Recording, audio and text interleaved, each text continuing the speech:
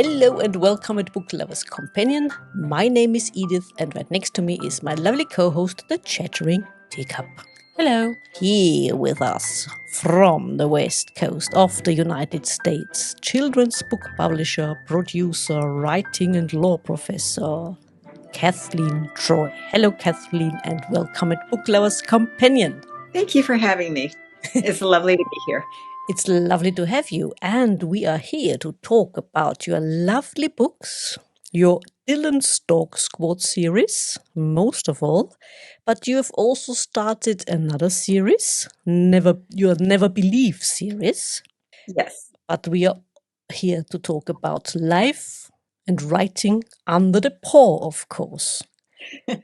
So, wonderful. Kathleen, what can you tell us about getting your Dylan Stalk Squad series started? How did it happen? When did it happen? And why did it happen? Okay. Well, all of my life I've had dogs and I love dogs, and I've trained dogs, and all my dogs have been wonderful and fabulous. So the true story, the true aspect, I guess, of the Dylan Stalk Squad series is friends of mine in South Korea were getting a dog. And I said, you really need to train him. Dogs love a purpose. They love a job. And they went, oh, no, Kathleen, you don't know what you're talking about. We want a bohemian dog with no restrictions. And I said, well, you might want to think that. So they got an American Cocker Spaniel, and he proceeded to eat their apartment, all the electrical wiring, all the furniture. He ate the interior of their BMW.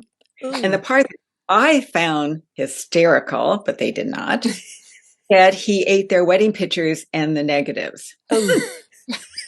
So they decided his time was up.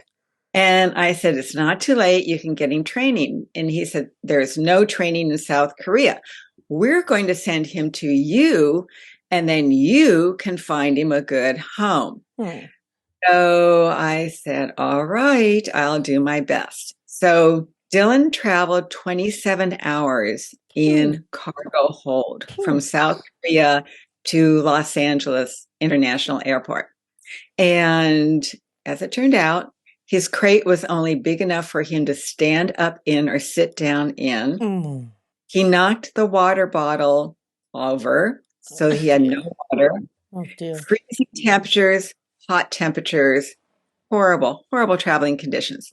So when I met him at Korean Air at the LAX, I opened the door and he just stared at me with those big brown Cocker Spaniel eyes. And again, I love dogs, but nobody does that mommy stare better than a Cocker Spaniel.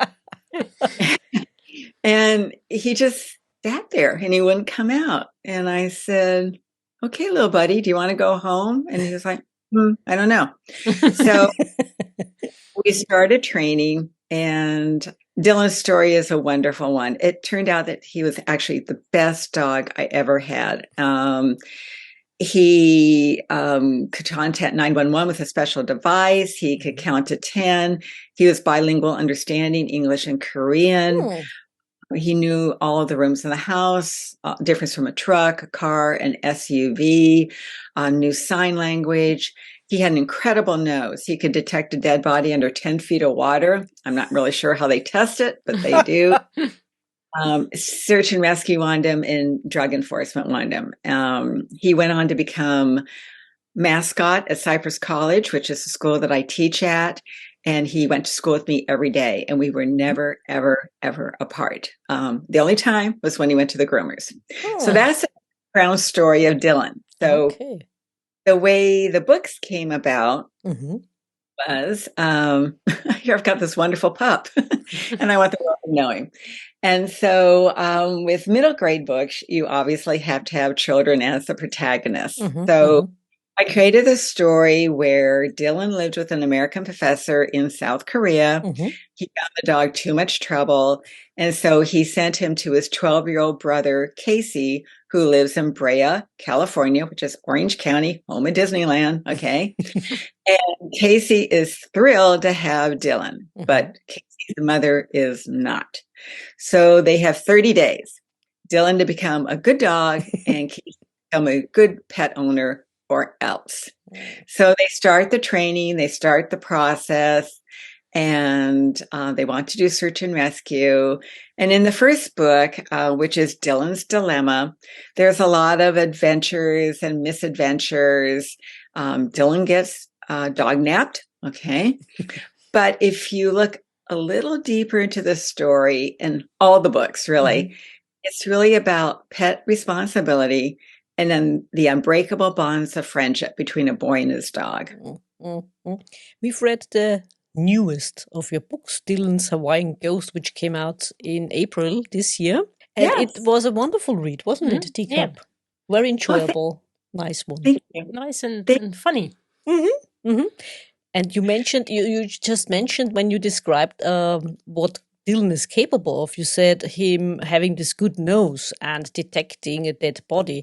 So, which reminds me of a something one of the forensic medical professors said in a when she gave a lecture about her job and so on, and it came to the question of getting a pet, and her advice was never ever get a dog, because most of the bodies were found by dog owners going out walking their dogs.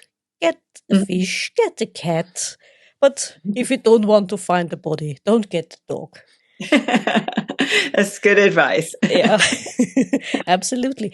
And I mean, you said it's all also about pet responsibility, and what you just said about the friends of yours who were Dylan's owner before that. I mean, it's not a cat. I mean, we realize that we are staff. I mean, yes, of course you are. Yeah, let's be honest here. When you own a cat, the difference between cats and dogs is a cat trains you. Yeah, true. But with a dog, you have to train the dog, because a dog needs needs a leader, more or less. Yeah, exactly. Yeah. Like you said, a purpose. Yes. And usually, wouldn't you also agree that in most cases, the problem is at the other end of the leash? Oh, yes, absolutely. Absolutely. You know, going back to his original owners, they had him for over a year. And when he came to me, he wasn't housebroken and he didn't know his own name. That's just lazy. That's just lazy. And the first week, we had 3 accidents in the house, but that was because I got Oh Happy Dog mixed up with I Gotta Go Out. But seriously, he was the best dog I've ever had. And he was the smartest. They want to please you. And they're highly motivated by food, which makes them easy to train. And there really just is no excuse for it. I think where some people make a mistake is they buy a dog or they acquire a dog with a cute little fuzzy face. And they're all adorable. But they don't research the dog. And most dogs originally bred, or their purpose was to hunt foxes or other type of game, or to root out vermin and things like that, or to herd cattle. And then they wonder, gee, why do they need so much exercise? Gee, why are they chewing on things? Yeah, gee, well, yeah, but you're right. It's at the other end of the leash. I thoroughly believe that. You said when you write books for middle grade, which age group is that approximately? Okay. So it is between 8 and 12. There's really no set age. And my audience are 8 to 12-year-olds. Girls will read anything. No, they'll read anything. But I also have another group of just animal lovers, people who love a dog story. And as I mentioned in the books, the boys, it's actually Casey, who's a boy, and their best friend, Sumo. They get into a lot of trouble. They have a lot of misadventures and things like that. But there's always a satisfactory ending. There's always a good ending. And the boys and Dylan always solve the problem, which is the basis of any middle grade book. But, sometimes people just want a nice story, something to read on the airplane or on the beach, or something that they're not going to be miserable about when they finish. They're actually going to feel good and feel happy about. Something to read and just make you smile. Yes, indeed. Exactly. Yeah, exactly. something to enjoy, like we did when we read the latest Dylan adventure. Yeah. Thank you. Well, that was a fun book to write because everything that Dylan does in these books, he actually did in real life, or it's based on truth. Oh. And I remember trying to teach him to surf. And he caught on pretty quickly. We had a longboard and it had a traction pad. And so once he figured out if he stayed on the traction pad, he was okay. But he liked zip lining. People would always ask me, does Dylan really like to do all these things? And I say, well, I give him the signal, which is this, and then, let's go to work. And, he was out, so he never said no. So I think so. I find it funny in the book because you write Dylan's thoughts, let's put it that way, and he's very enthusiastic. Yes. Even if he doesn't know what they're talking about. And I think it gets him into situations where he was, maybe I should have said no. Yes. But he wants to be in the thick of things. He loves Casey and he just loves to be. He wants to be part of the action. Very true. And tell us, where did the characters come from? The boys and the mother, and they call them the mom mafia, I think, in the book. Because well, okay, so backing up a little bit, with middle grade books, again, the reader's going to be 8 to 12. And so my characters are 12. So you have to make it realistic. So yes, my character's 12. Yes, they have a lot of independence, but they still have a mom. And in Casey's case, she's a very good mom. She keeps track of them and things like that. So you have to build a story where it's logical and realistic that the boys can actually get away from her. And even though she does check up on them, they still have that wiggle room, and that's when they usually end up getting into trouble. So, okay, so I'll be honest, okay. Casey is my middle name. So it's Kathleen calling Casey Troy. And I picture him a lot like me. When I was growing up, I was the one who was always going, hey, do you want to? And I had a lot of freedom growing up, and to the point where, how your parents are always asking, well, who are you going to go with? And you would say, well, I'm going with. If my friend said, well, we're going with Kathleen, the parents went, no, no. No. So I was always the one out and about and doing things and organizing things. So Casey, I wanted to be a likable boy, but I wanted his flaws to be, he doesn't always think it through. He has a plan, but they're not always really good plans. And Dylan at times is the smarter one going, yeah. And then I had to have their friend Sumo. And Sumo, the name is rather misleading unless you start with the first book and read through. And Sumo and Casey were best friends in grade school. And Sumo was a skinny kid. His name is Sterling Ulysses Modragon III.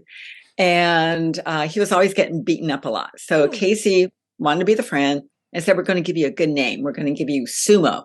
But he never grew into the name. But Sumo is the Google freak. He reads a lot. He has a good memory. He's got these statistics off the top of his head. So he can be the voice of reason too. And that's a sneaky way on my part to actually introduce some information to my young readers about something. So as you mentioned, the Hawaiian book, Dylan's Hawaiian Ghost, I didn't want to make it a tourist book, but I wanted to mention some things like King Kamehameha, the Sacred Falls, a little bit about the Hawaiian culture and things like that. And in the back of the book, there's a glossary of Hawaiian words. And so there's a little nudge into that. So if the readers wanted to, they could look a little farther and get some information. So the mom, I think that's probably a grown-up version of me, in that I'm someone who's very detail-oriented and I'm rather meticulous. And I would definitely want to know where my child was. Okay. But you can't watch your child every second, and you have to put them out in the world with a bank of trust. Sometimes it's a little bank of trust, but you do allow them to grow. So they balance out nicely. Yeah. Do you think that it was easier when you were young, when we were young, Teacup? When we were young, oh, that sounds. Anyway, do you think it was easier back then for parents to let go a little bit? Well, it was for me. I had very unusual. They really weren't my parents. They're the people who raised me, and that's a story for another time. And they were delightful, wonderful, wonderful people. Absolutely clueless. I grew up in a town in Cornwall, England, and my parents. Yes, my parents were always saying, "Well, come home when the street lights come on." We didn't have any street lights. So, I just came home, whatever. And if something were to happen, they would say, she's fine. And I was always fine. So I typically say to others, I raised two parents. They were just delightful people. They were the only parents in my class at school that were absolutely forbidden to be class chaperones, because there was one time we went to a monastery on a field trip and they lost the kids. So, that was growing up with them, so, so life was easier with me. And again, that was probably why my friends' parents were like, no, you're not going with Kathleen, who knows what will happen to you. I think it was back then, it was also easier for children to get away, because the technology to supervise, let's say, children or someone else wasn't available. True. Because now parents more or less have to decide to use it or not. Yeah. Those in your books, they're sometimes found out by Marmorator, not just Marmorator, but just also by technology, because it's online. Yeah. It goes on video, goes viral, and things like that. And I'm going to say too, I think nowadays parents have a much harder job. There is reason to be afraid to let your child out in the world. There's a reason for that. And good values only go so far. A child can be overcome, in a situation, and they only have the ability to reason so far. So I do understand parents' concern nowadays, but I remember being a child and just how much fun it was. I was so busy being busy. I'm not really sure at what, but I had a great time. And so I try to put that great time into my books too. And as I mentioned, they do get into a lot of trouble from time to time, but it's nothing horrible. I mean, it's nothing that they're going to go to juvenile hall for. Well, actually, I'll take that back. Okay. In the third book, I was writing it, things were going too smoothly. So I got the boys and Dylan arrested, So Yes. It is mentioned again in book 4. Yes, they were still on probation. But none of it's really bad. I think when a parent reads this, they enjoy it and they have a good time too. And I get the support of a lot of parents. A lot of my, and I think this is encouraging. When I'm doing book signings, I'll have a parent say, well, I'll read the book first. And I say, oh, please do. Or they'll pick it up and they'll ask what the content is. And so I explain.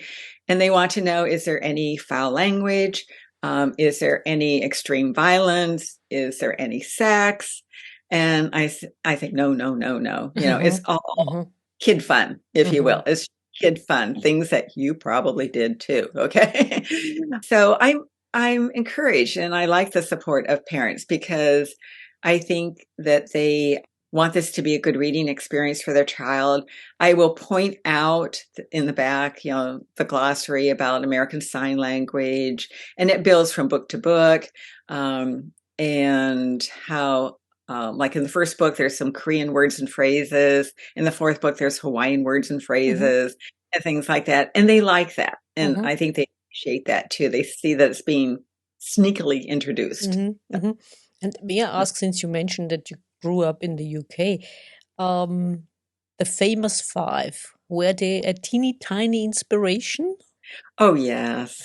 Oh, yes. How could they not be? How could they not? True. Yes. And I think that's true. People always ask me, where do you get your ideas? And I think we're human sponges anyway, but also growing up, I grew up in a time in England, very polite.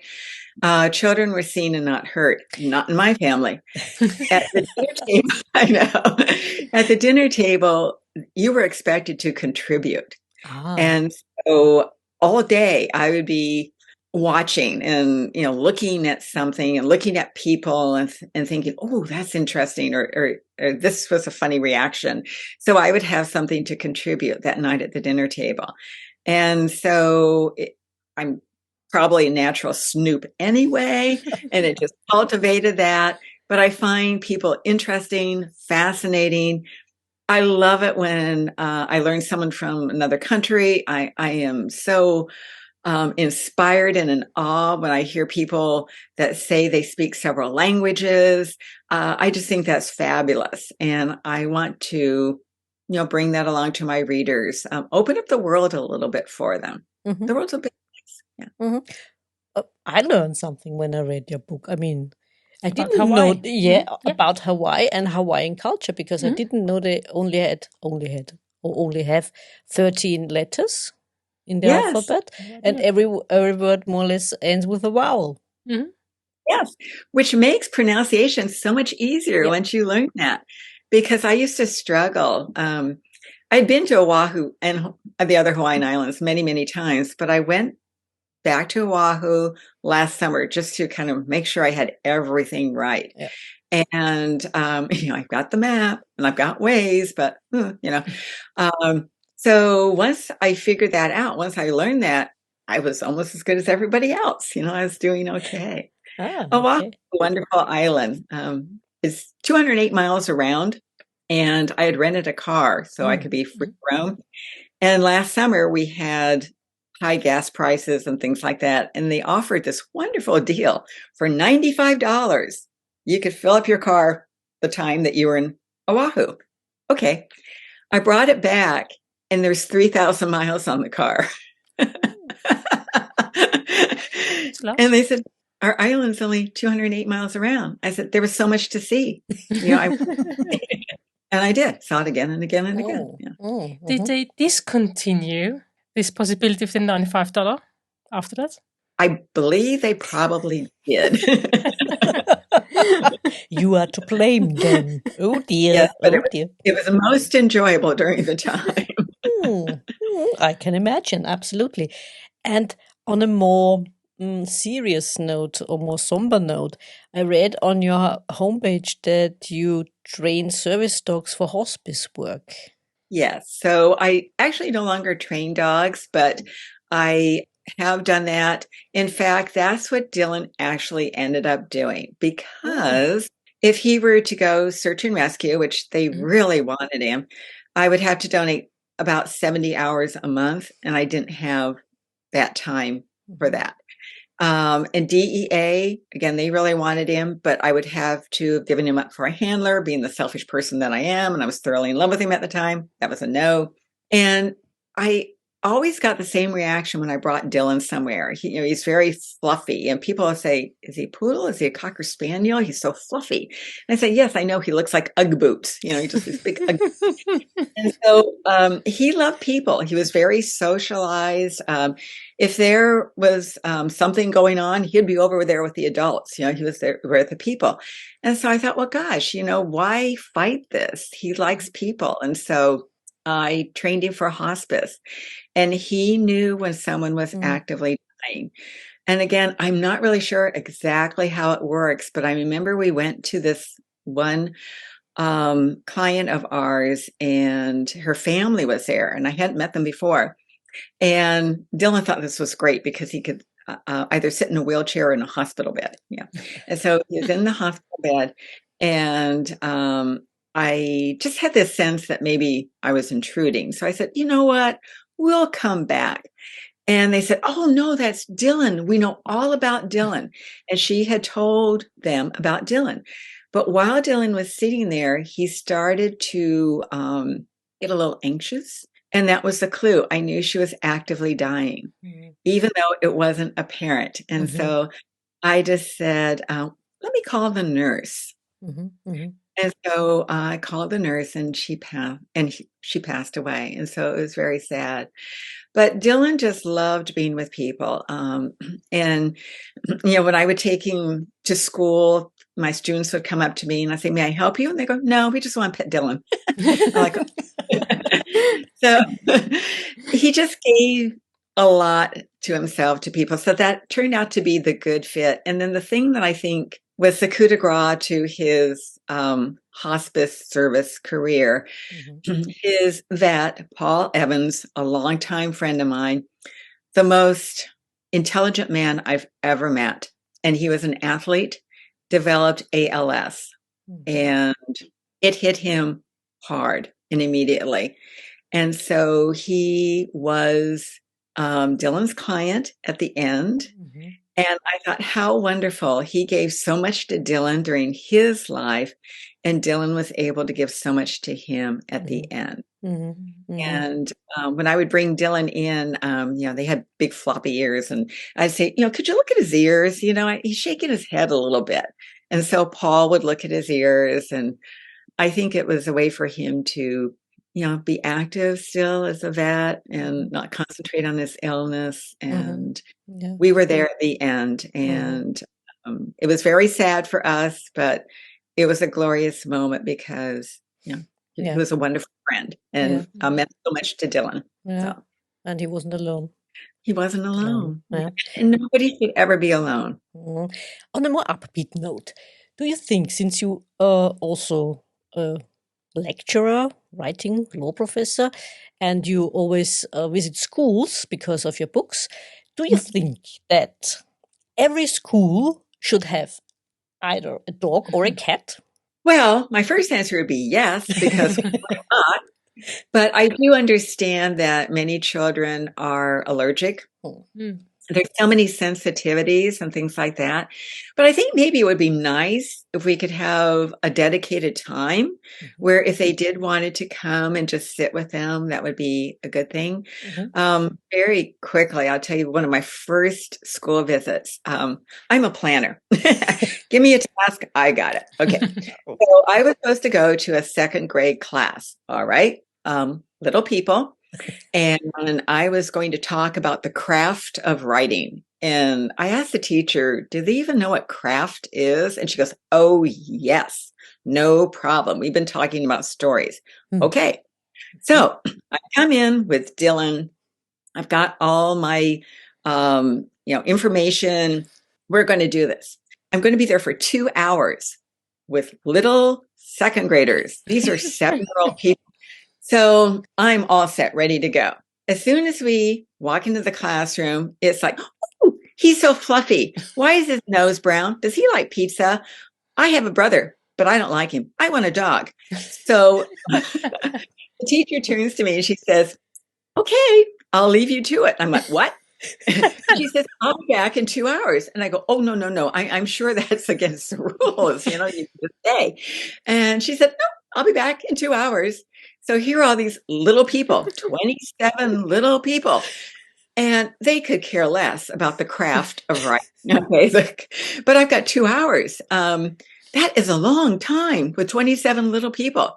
So what did we do? Well, forget about the plan. We sat on the floor. Everybody who wanted to took turns sitting next to Dylan, okay, and asking a question. And Dylan thought about it a lot. Okay, I helped him here and there. Okay. But then we did the old game of telephone. I'm sure you're familiar with it. Start with a sentence and build. Actually, they did great. I love kids' imaginations. There is nothing better than a kid's imagination and their confidence. I love it when you go into a class and you say, who can draw? All the little hands go in the air. If you were to try that with adults, oh, no, I can't draw. No, possibly. Oh, no. Yeah. And what do we do to these people along the way? But when they're little, they've got confidence, they've got enthusiasm, they've got energy. and it's fabulous. And it went well. It went well. Dylan had a great time. The kids had a great time. I had a great time. But yeah, it's a good experience. I'm just asking because, cats rule the internet. We all know that. And maybe dogs rule other parts of the internet because cats certainly rule Twitter. And there are quite a few interesting or famous cats on Twitter. I mean, when I asked this question about schools, there is this school in the UK, and they have their own cat. I mean, now they have two cats, Scylla and Bobby. And Warwick University also has a cat. Mm-hmm. So why not? Why not? Why not? Why not? I think if you can make it available to those who want it and to give the distance for those who can't. Okay. Yeah. And I meet some people who are afraid of animals, and maybe it's the way they're brought up. Maybe it's the experience that they had. I remember one of my adult students, when she saw Dylan, she was like, "Oh, I'm afraid of him. I'm afraid of him. Get him away." And Dylan was like, "What?" And I said, "You can't be afraid of him. He's so fluffy." Yeah. But I think, if people can maybe be exposed to something, they can learn, they can try, they can overcome. If their experience is so bad, I can understand that viewpoint too, but it's such a shame. We were talking earlier, and every animal has something to offer. I love cats too. I mean, I love cats. I love their quirks, their characteristics, the way you run your hand down their back and their tail will shimmer. I love the inside of their ears. There's nothing softer than that. I love all animals. I truly do. The current book that I'm writing on, it's Dylan's Nose, or his nose, Knows, the boys and Dylan are in Lake Arrowhead on a horse ranch. So they are spending time with horses and things like that. And again, not every child gets to experience a horse, but I want to bring it to the reader to the point where they might say, well, gosh, I would like to touch a horse. I'd like to see what a horse is like. Yeah. I think the smaller the animal, the less people are afraid of them. That's true. Horses are often quite big, so you've got respect. Excuse me, the smaller the animal, I mean, a bee or a bumblebee or a wasp? Okay, pets. Okay, pets. Sorry, pets. The qualification there, yeah.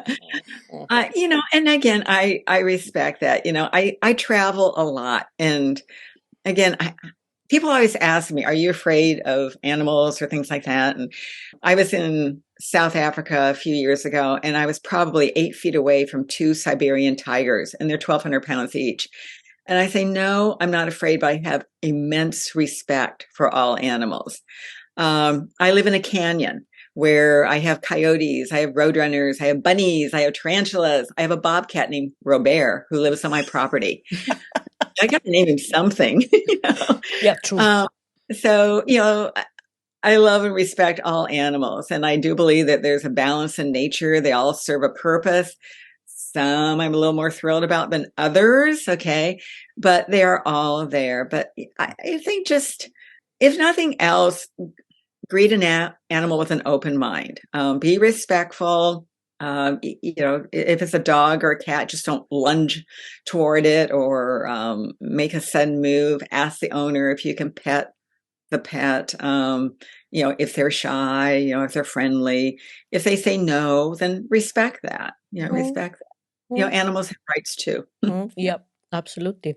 And maybe also ask you about your other series, your Never Believe series, because book 1 is already out. Yes. Book 2 is in the coming, or? In the coming, yes, absolutely. It's for an older age group, I guess. This is young adult. My character is 13, almost 14, so it'd be the younger young adult. And, well, since you asked. Yeah, of course. Sage is living in Las Vegas, and he's a down-and-out junior con artist. And he had a low-life con artist father.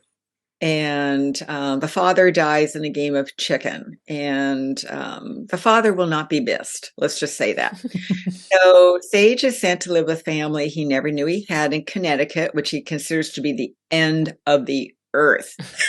So he is going to stay there just long enough to steal their valuables in their car and go to Florida. So, yeah. So he discovers a 19-year-old murder with $1 million reward, and he figures for $1 million he can stick around. So he gets to Connecticut and his grandparents, and to his amazement, they're nice and they actually want him. And he also thinks, well, for $1 million, I could stick around.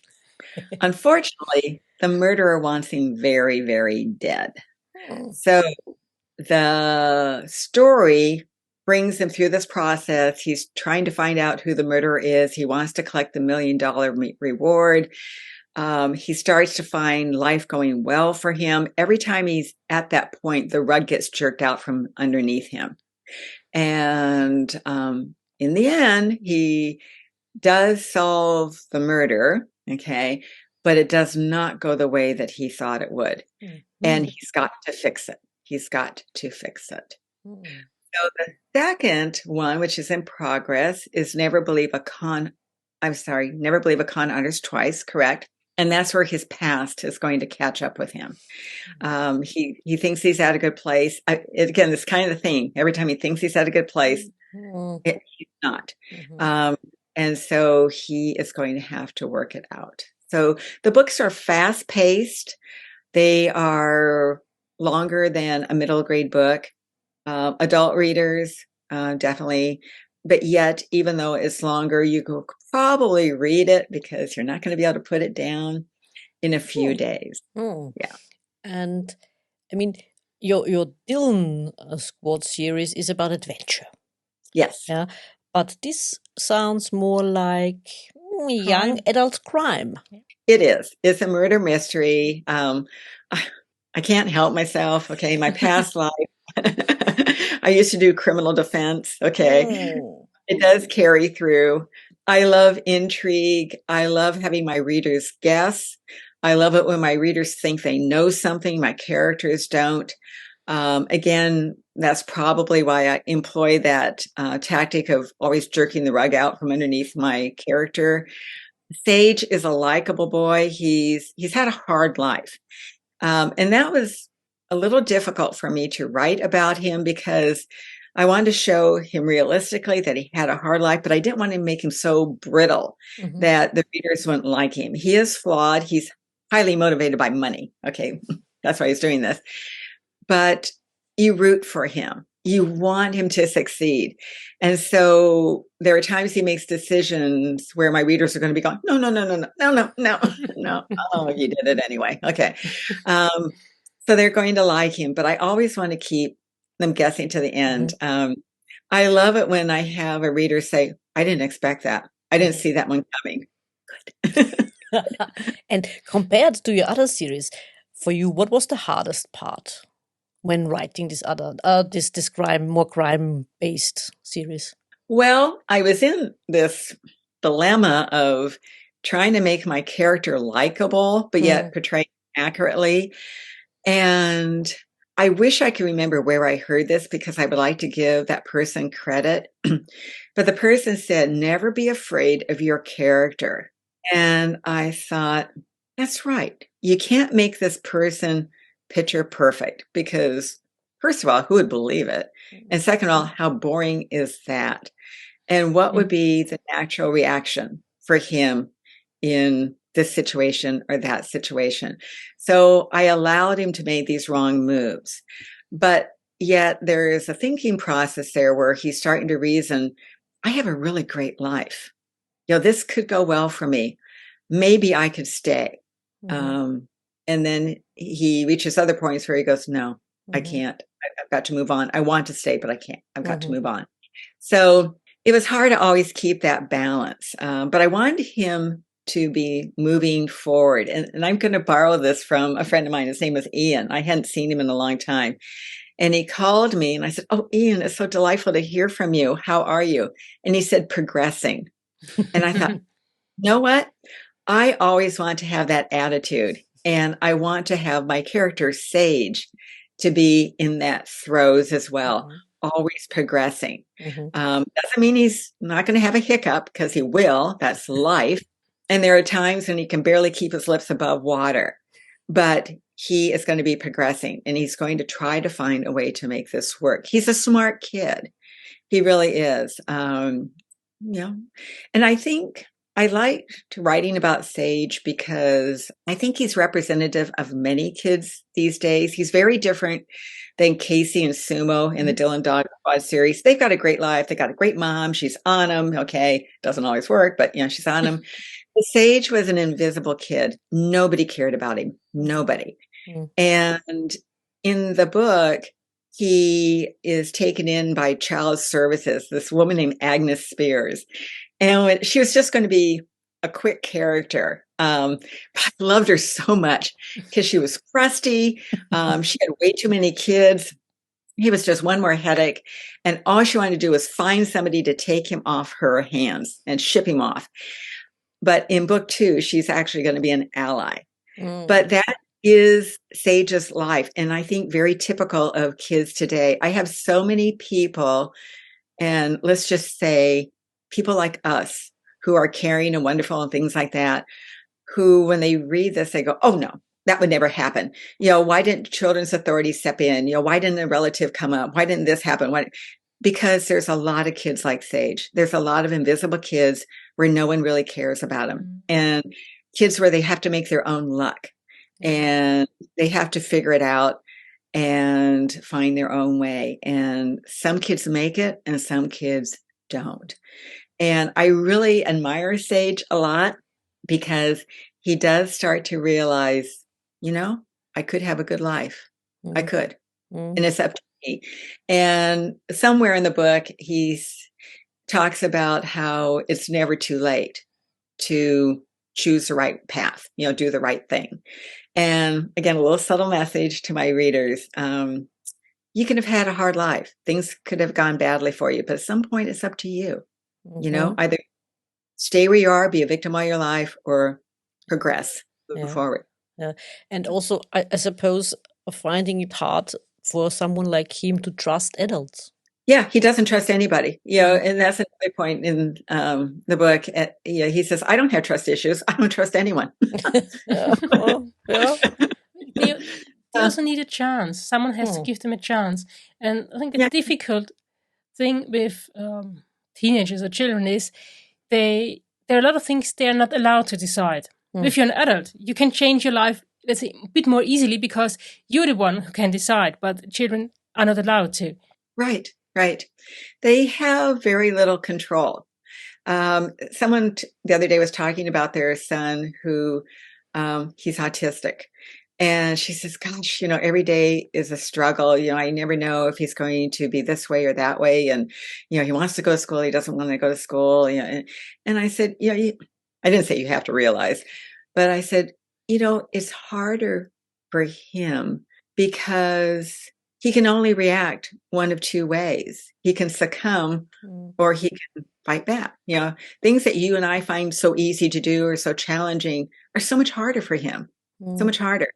And that's the way it is for a lot of kids. They just don't have that ability, that capability, that voice to make their own decisions or do what they want to do.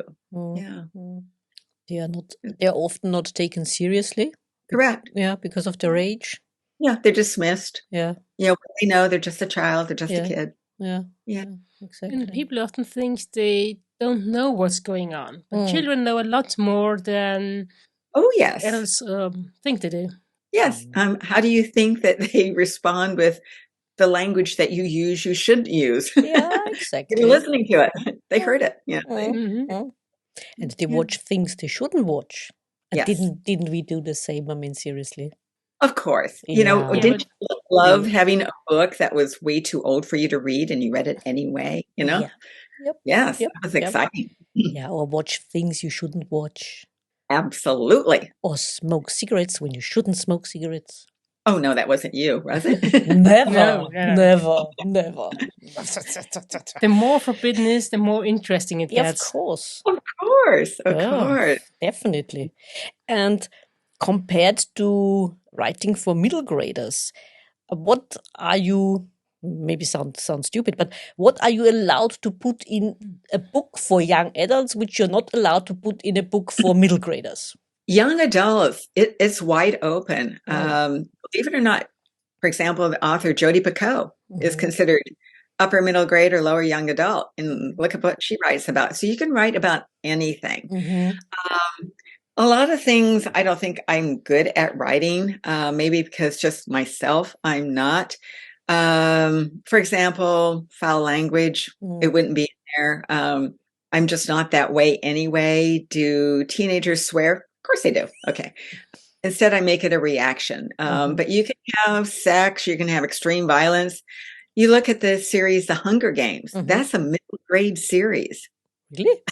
It is. I was shocked. I was shocked I'm when I shocked heard too that. now. Yes. You look at Harry Potter. There was a lot of very fast-paced, scary situations in there. That's considered middle grade. But is it now that you mentioned, sorry to interrupt, but now that you mentioned Harry Potter, is there also a difference between the United States and, say, Europe? What is considered appropriate? Probably. I think so. I Okay. think so.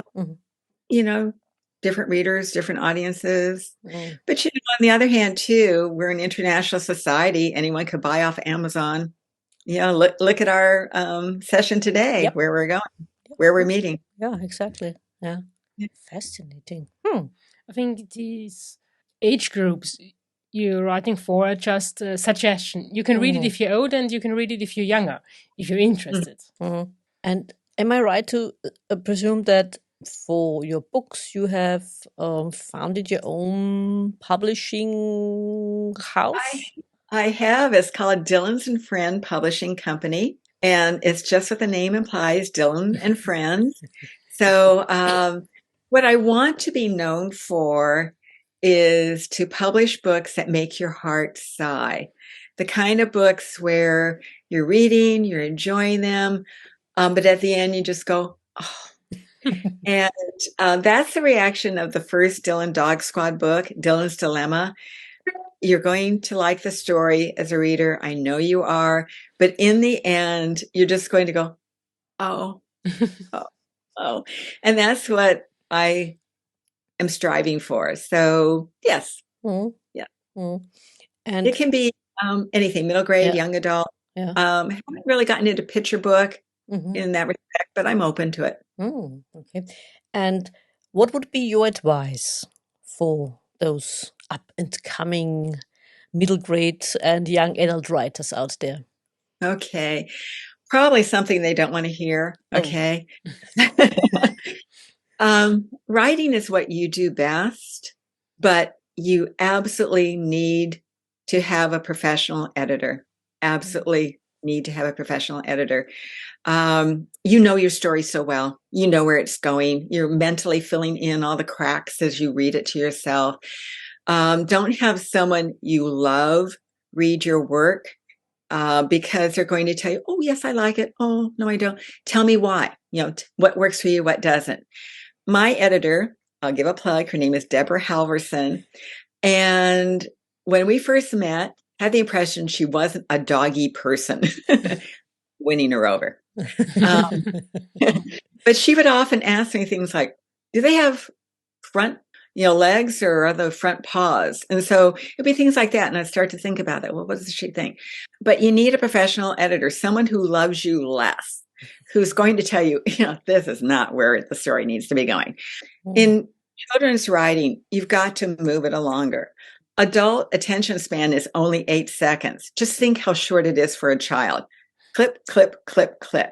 In the first 250 words, your reader needs to know who your protagonists are, how old is he or she, what the problem is, and where is the setting? Where is this going? In the first 250 words, you better be moving that story along. And there shouldn't be any areas where it starts to drag, pull out like taffy.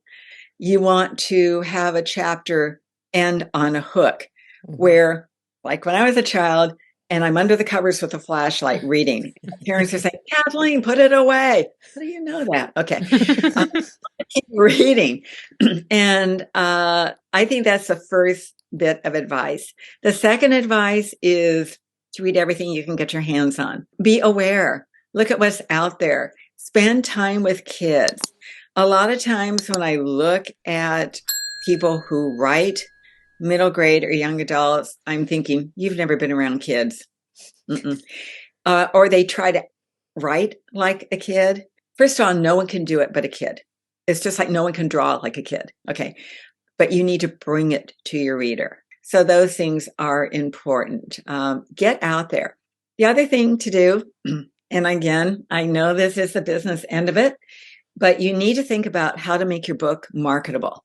So example, I want to bring my readers to different areas and different opportunities. So I start off at Dylan's Dog Squad there in California, and I talk about Orange County. In the second book, I move them to Catalina Island. The third book, they're at the San Diego Zoo. The fourth book, they're in Oahu. So I'm taking my readers around. The fifth book, I mentioned we're in Lake Arrowhead. The book coming up, they're going to be in Ireland. So start to expose my readers to different places. Again, where the child's going, gosh, I wish I could go there someday. Start to expose them to good, wonderful opportunities. I wish I could ride a horse. Gee, I would love to pet a sea turtle. Okay. Are camels really that big? All those possibilities. Or, hey, I bet I could learn to surf. Okay. If a dog can do it, I can do that. So get them out there. Yeah. Expose them to opportunities. Kids, geographically, now that I've said that, they don't particularly care so much, but they care about what they do when they're there. If I were to say, gosh, we're going to France in the next one. Yeah. Okay. Hey, we're going to be on the Eiffel Tower and something just dropped off the side. Ooh, now what? Okay. The book coming up that's going to be in Ireland is going to have to do with smugglers. It's going to have to do with a castle, of course. Okay. How could you not have a castle? Maybe something to do with folklore. Yeah. A little whimsy in there. Something where the kids find that interesting. Something that will take them out of their setting. So that's important, marketability. The other thing, writers need to know the difference between publication and distribution. How to get your books into the hands of the reader. How to get traction. I never say no to anybody. If you want me for a school visit, if you want me for a career day, I'm your woman. I am there. People ask me, well, would you do this? Would you do that? I would do anything you want me to do. Okay. My father used to pay me to keep quiet. This is a perfect job for me. No problem. Okay. That's good to know for future references. Yes. And a lot of writers, they want to make money. Who doesn't? Okay. But I will do my school visits for free. Why? Because schools are on a budget. 2, I know as an educator, finances, resources are limited. All I ask is the opportunity to sell my books, to expose my books to the readers, okay, and get an audience. I think that's valuable. I do a lot of book signings. I always get invited back. I'm so grateful. I am grateful, and I am gracious to everyone there. They have their choices of thousands and thousands and thousands of authors, and I get picked. And not only that, but I'm asked to come back. I couldn't be happier. And again, I couldn't be more grateful. So get yourself out there. It's like the old adage, if you want a friend, you need to be a friend. And the other thing too, as a writer, help somebody else. There is always something that you know that someone else doesn't know. And don't be afraid to ask. Again, do what you do best, right? I think for myself, I can do anything, but I can't do everything. I employ wonderful people who help me, that I have confidence in. And I do not stand here by myself. There's a lot of people behind me, and they deserve so much credit.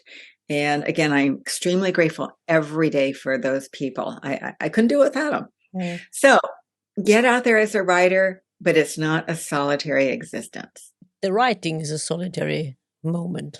It is, I guess. Probably it should be.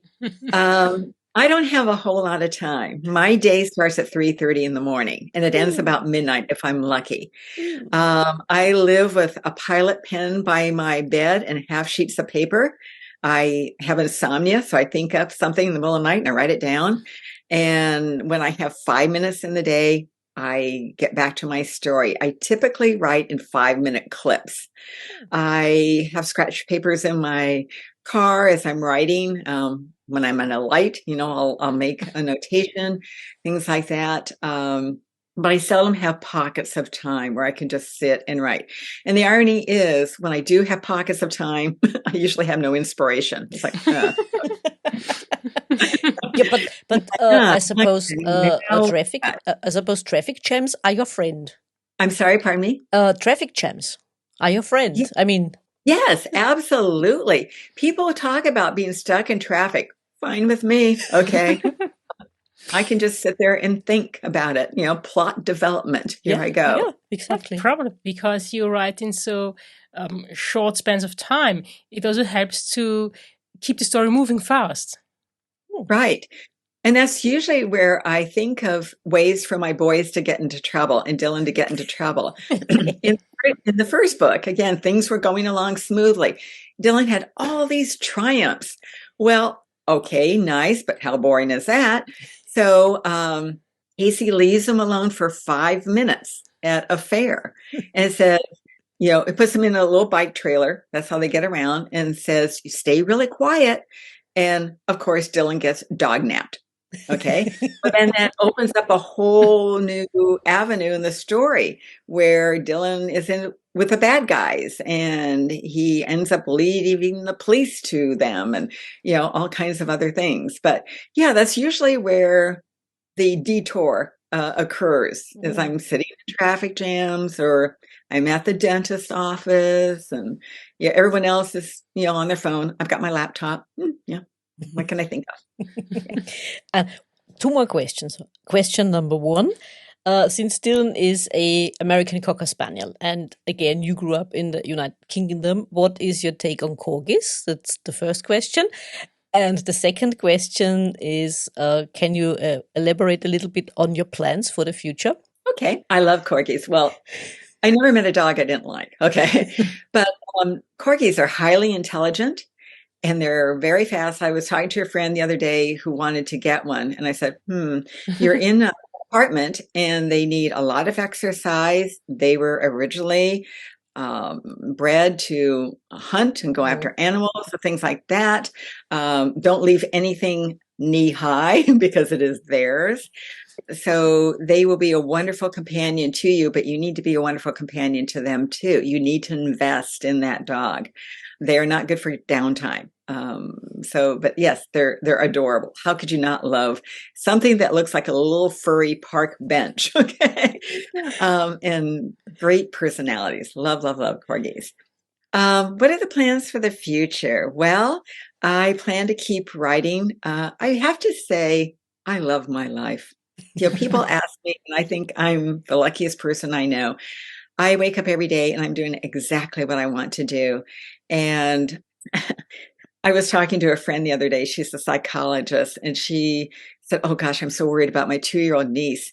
She's talking to her imaginary friends. And I said, I'm a children's book writer. I talk to them all the time. Look at how old I am. Okay. But I'm never lonely. So imagination is wonderful. I'm glad I still have it. I'm glad I think it's getting ramped up on a daily basis. Again, carry over from my childhood where I'm always looking for something new and interesting, something to do. I look at lots of things as more than just an opportunity. I meet people and I think, ooh, you'll be a good character in my book. Or, gee, I really like your name. I wonder if I could use it in my book. And I always ask and they always say yes. So I think doing more of what I'm doing, I think the Dylan's Dog Squad series could go on forever. They cover such a short period of time. I want it always to be summer because that leaves the boys and Dylan free to do all these things. And again, the book itself wraps up in about 2 or 3 days. So quick. Never Believe a series. It takes a little longer because it's a mature audience. But again, it wraps up fairly quickly within a couple of weeks, and that can go on for a while, but probably not too long. Maybe after the second book, there'll be a third book, because that is just a way to balance it out. After that, I'm not sure. Maybe I'll start another series. Who knows, right? If you can think it, you can write it. Definitely, absolutely. And for our listeners, I mean, if you are looking for a present for your children, for your nephews, nieces, grandchildren, there you go. Dylan's Squad series for middle graders, or the Never Believe series for young adults. And also for big children. Yes. Big children here. Big child here, so absolutely. The Never Believe series sounds absolutely intriguing. Thank you. I think you'll enjoy it. Oh, I'm quite certain, because I did enjoy Dylan's adventures in Hawaii. Yep. Absolutely. Well, thank you. I'm a big child myself, so it's good. Isn't that the best part of our personality? Yes, absolutely. Kathleen, is there anything else you would like our listeners to know? Just that I'm very grateful to you, and I hope you enjoy the series, and I would love to hear from you. In all my books, there's a way to contact me with my website, www.kathleentroy.com. Send me emails. I would love to hear from you. Absolutely. Teacup? More questions for a guest? No, not from me either. So pick them up, buy them, read them for yourself, read them with your children, or together. Who knows? Thank you. You will enjoy them. Absolutely. So, Kathleen, thank you so much for joining us. Thank you. It was my pleasure. You did enjoy this episode as much as we did? Then hit subscribe and don't miss the next episode. Also, make sure to follow us on Twitter, Facebook, and Instagram. If you like to support us and buy us a coffee, you can do so via Buy Me a Coffee and other platforms. You can find all the necessary links in the description. Until next time.